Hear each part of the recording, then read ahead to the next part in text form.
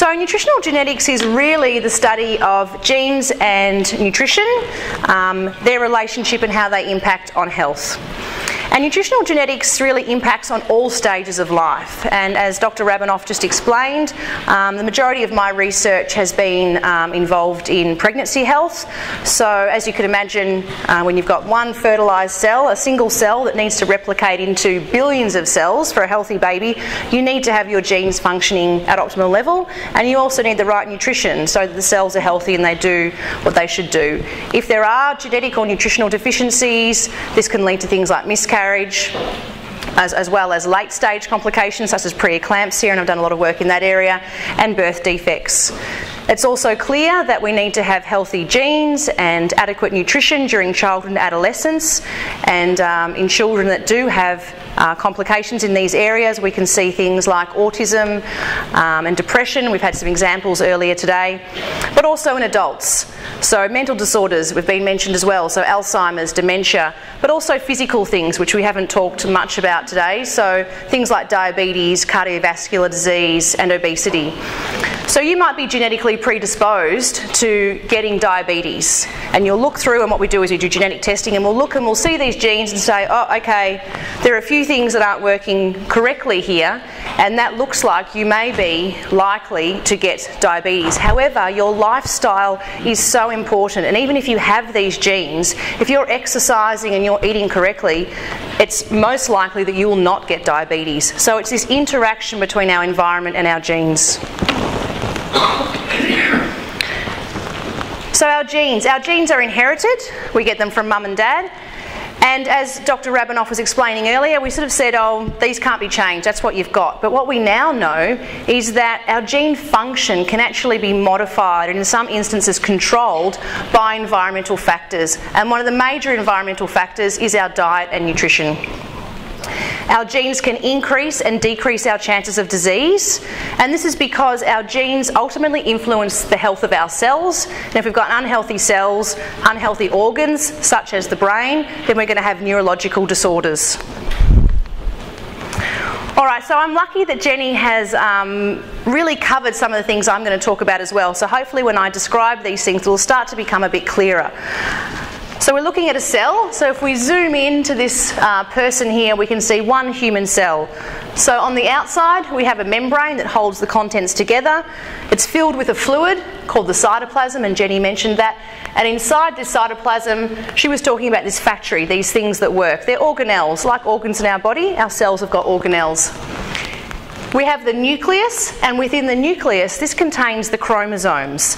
And these are really what contain our genes, and I'll use the next slide to explain it. So if you were to unwind these chromosomes, so it's tightly packed DNA, you would see the DNA double helix. And the DNA double helix is made up of 4 bases: adenine, thymine, guanine and cytosine, as you can see here. So it's these 4 bases in combination that really are the blueprint or the instructions for our health and for all of our bodily functions and how we appear. But what are the genes? Okay, so you've got this DNA, you've got these 4 bases. We have certain areas that code on the DNA. So specific areas, there's a sort of start codon and stop codon. You have this section that instructs, or is the recipe, as Jenny said, a recipe for a particular gene. So in this example, we can see gene 1. What does it do? It codes for protein 1. And enzymes are actually proteins, and I'll talk a lot about enzymes today. Some of you probably heard about them. And here we go, we've got a long stretch of non-coding DNA, and then we have another area here, gene 2, that codes for protein 2. It's interesting to note that more of our genome is actually non-coding region. So when I started in this area 10 years ago, it was thought of as junk DNA, but we now know it's definitely not junk DNA, but we don't fully understand what this non-coding DNA is doing at this point in time. So if we're looking at the chromosomes here, we can see we've got the nucleus and we're honing into the chromosomes, and these little purple flags are actually representing genetic variations. So all of us have our genome, which is all of our genes together. 99.9% of our genome is identical. It's only 0.1% that is different, but that 0.1% makes a massive difference, obviously in our appearance, but also in our risk for health and disease. So in this person we can see a number of genetic variations which are different to this person here, and what we can see is they're taller and they've got blue eyes. So we have genetic variations that aren't harmful, such as these, affecting height and the colour of your eyes. We also have some genetic variations that don't actually change anything. We don't even know they're there. However, we also have genetic variations that can cause disease. And in this case of haemophilia, we have one gene that's got a genetic variation. So we can see here again, we're using the little flag. This person has one variation in the gene and they've got haemophilia. This is a genetic disorder, and it doesn't matter what the environmental factors are or the diet is, they've got the disease.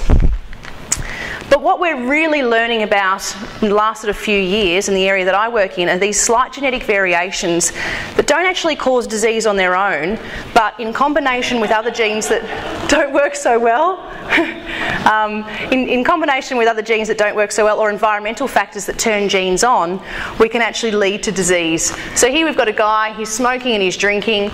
He's got different genetic variations to this person here who's living a similar lifestyle. He's smoking and he's drinking.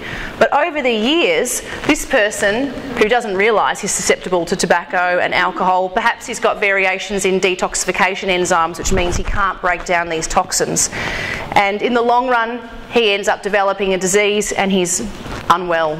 Over here, this guy, we can see many years later, no problem. His genes and his metabolic pathways have been able to cope with that lifestyle.